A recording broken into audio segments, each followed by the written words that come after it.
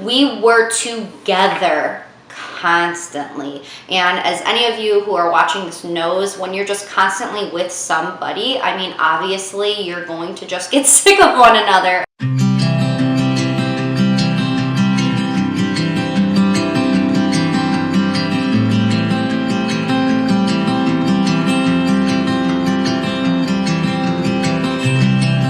Hi everybody, and welcome back to the Little Miss Funeral YouTube channel.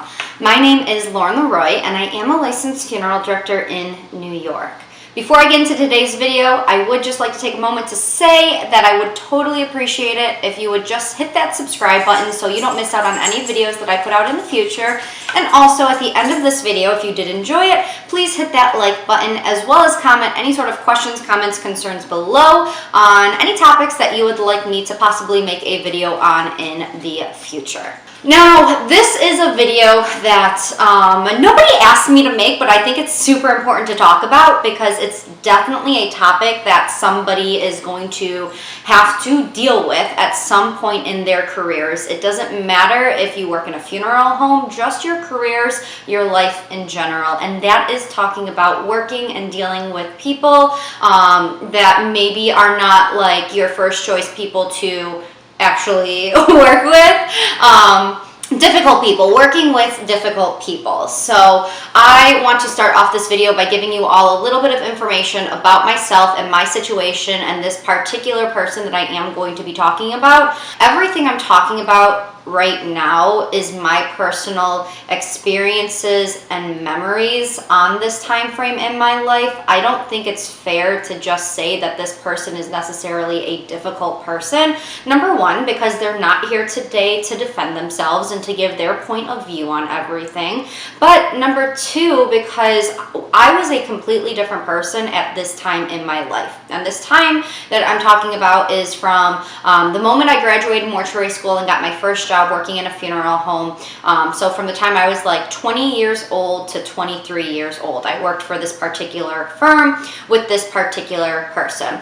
Just a little bit of background information. Again, the firm that I worked for was a small family-owned place, so there were basically four of us who were working on a full-time basis, and that was the owner himself, who was a licensed funeral director, my coworker, who was a licensed funeral director, myself, who then at the time was a resident funeral director, became a licensed funeral director, and our office manager. Now, we did have part-time staff who would come in and out of the funeral home as well. They would work calling hours, drive hearse, work funerals, run death certificates, things like that. But on a daily basis, it was basically four of us.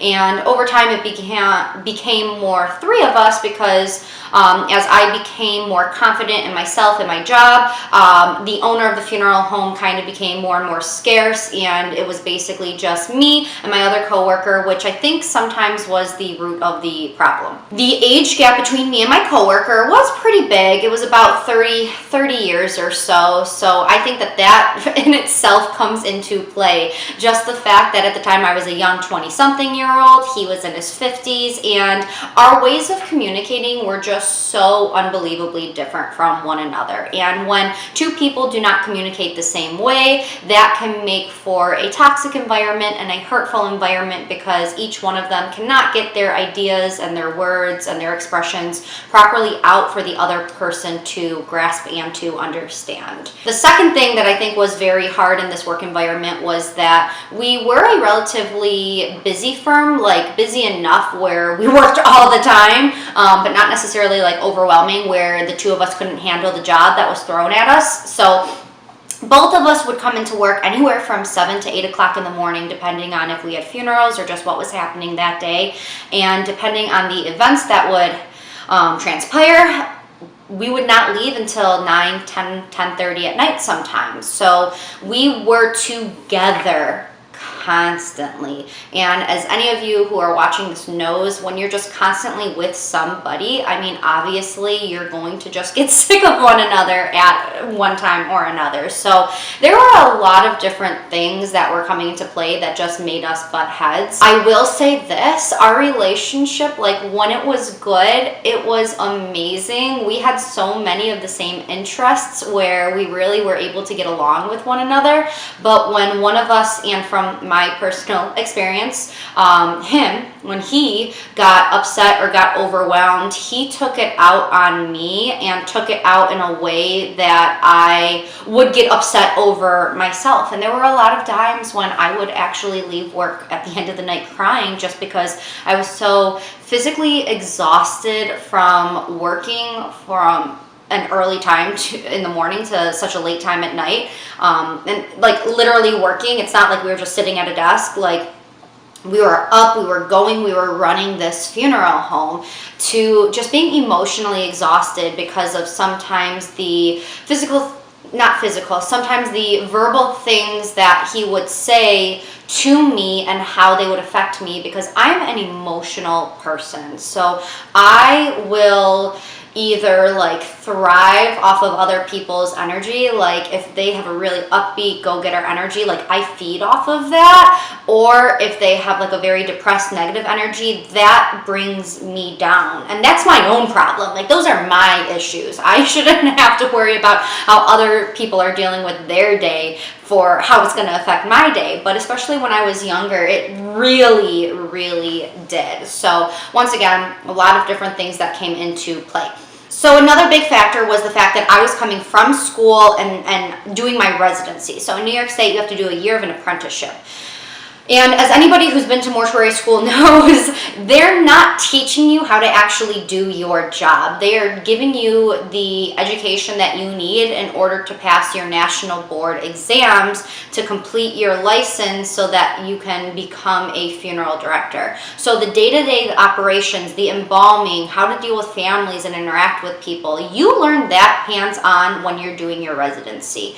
And it can be very frustrating to have to train somebody how to do these things when you are a particularly busy firm and you're just trying to stay afloat with your job anyways. In order to kind of take a step back and take some time to teach somebody things, that's a very difficult position to be in. I will say that I do vividly remember him always saying, like, anytime that there was a hurdle in our way, he would say the line, "So you want to be a funeral director?" And I think that that was kind of his way of coping as well, with like, sometimes this job stinks and I could have picked any other career that there physically is out there, but I chose to be a funeral director.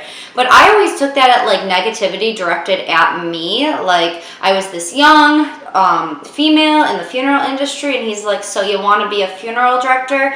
And I do know that oftentimes, like, he never cut me a break. I am very petite, and when I was young 20s, I was even smaller than I am now, and I am not the strongest person out there. So there would be a lot of times where there was like heavy lifting involved, whether or not it was with like a stretcher, a casket, you know, a body, whatever it was, and he never cut me any slack. He was always telling me, "You want to be a funeral director, you have to do this job." And at the time, that was very difficult because I actually did need help. And there are certain limitations that I have learned throughout my career that you just can't surpass, because there comes the point from trying to do it all to actually physically hurting yourself in the process of trying to do it all. But looking back, I also totally appreciate the things that he did for me in regards to that, because it got my feet wet with all aspects, and I had to learn, and I had to persevere, and I had to push through in order to properly see all the different avenues that this job has, and all the different necessities that come along with this line of work. And it really gave me an appreciation for the demands of this job and how I personally can overcome them, in ways that I can be smarter in order to do the job that needs to be done. And that stems from him, and that stems from him pushing me. But there were plenty of times when I just physically couldn't do what he was asking me to do, and at that time I did not have the knowledge needed in order to look at other avenues that were available to do that job. So that emotionally and physically would get to me a lot of times as well. Once again, not to get into like too many details, because I could sit here for like 3 days and just talk to all of you about everything. But I will say that if you've watched my compassion fatigue video on YouTube, this once again was like a very dark time in my life for a lot of different reasons. And yeah, a huge aspect of it was the work environment that I was in. I worked for this particular firm for 3 years, and thankfully I got to the point where I just put myself first, and I was like, you know what, this is not the environment for me. I cannot thrive in this setting. I cannot thrive in this environment. And I kind of thought for a little bit that that was just like funeral homes in general and the funeral industry in general. And I didn't really understand that each funeral firm that you work for is 100% a different culture and a different environment from one another. I don't ever want to encourage a person to leave a job setting, because that is a very personal decision that they have to come to by themselves, for not just like an emotional and physical reason of you're not going to be going to a job every day, but like it's a financial reason as well. And I'm very thankful, because I was in a place in my life where after 3 years of working in this environment and just not having things get better, I mean, they would get better for a little bit and then they would get bad again. I just came to the conclusion that this was not a setting for me to personally thrive in. So I did quit that job, and I did get, luckily, a job with another funeral firm. But the point of this video is not to say if you're working with somebody who's difficult, just quit and go work someplace else, because yes, every single funeral home is going to have a different culture. So just because you're not fitting in one environment doesn't mean that you're not meant to be in the funeral industry. It just quite frankly may mean that you're a better fit at a different firm. But that is a decision that you have to make yourself. You can't just quit because I'm making a YouTube video talking about my bad personal experiences that I've had working with people. But it's funny because I appreciate my residency in that first job that I had in a funeral home so unbelievably much. It was a very dark time in my life, but it was a time in my life that I really was able to kind of pull myself up from my bootstraps and prove to not only my coworkers but myself at different times that I am capable of doing this job. And it sets a strong foundation for me moving forward in the funeral home as well. And I just so appreciate that. Like my boss today will say that anytime he comes into contact with the funeral director that was trained at this funeral home, he knows he's getting a good funeral director. And it's true, because the demands of the job were so high that you had to do it. And whether or not you decide to stay there for the majority of your career, if you choose like me to be there for a little bit and move on, like it is a really good foundation. And I will say that it has also helped me to this day, because throughout my career since, I've worked for a couple different funeral homes, and I filled in at a ton of different firms for a short time in my career as well. So I have actually come into contact with a lot of different funeral directors and a lot of different personalities. And I always say that I can personally work with anybody because of this person that I worked for at the first funeral home. I just think that it was such a toxic environment that if I was able to survive that, and not just survive it, but also thrive since then, that I know that anybody and any personalities out there, like I'm okay. I can definitely handle it. So I'm so thankful for so many different aspects of this job. One of them also being that I'm still not currently in it. So my advice to you guys out there, if you find yourselves in a toxic work environment, especially if it's in a small funeral home setting where maybe you don't have an HR department, you have to be comfortable going to your boss. There were different times throughout my experience where I did talk with the owner of the funeral home, and he did have a sit down and talk with both of us, not just like together, but also in a one-on-one situation, because once again, I could only speak from my personal experiences, and I could not speak from what he was going through or the things that I were doing to make his job more difficult, because there's always two sides to the story. But I did talk with my boss numerous times to try to fix this issues that we were having, our communication and whatnot, and it would help for a little bit, but then we would just spiral down kind of into those toxic behaviors and patterns over time as well. So eventually for myself, I did have to take myself out of that environment. I could not ask so many other people to bend and change. I had to fix myself. The only thing that you can control is yourself, your attitude, and your work ethic. So if you are working with somebody who is not necessarily your favorite person, you cannot get upset over their attitude because you can't change it. They have to want to change. They have to want to be better. You can try to give them the tools needed in order to grow, but at the end of the day, it's completely on them. And you have to be secure enough in your own foundation and your own job and your own worth ethic to know that you can do the job that you need to do without their attitude affecting you at the end of the day. If you do come to that conclusion where you might be better in a different environment, I want to personally tell you that not every funeral home is the same. So you 100% will be finding yourselves in different cultures depending on the funeral home that you are employed with. So if you're thinking that maybe you're just not fit to be in the funeral industry, I do encourage you to take a step back and to reevaluate, because not every funeral home is created equal. At the end of the day, also, you have to be very good on your own personal self-care.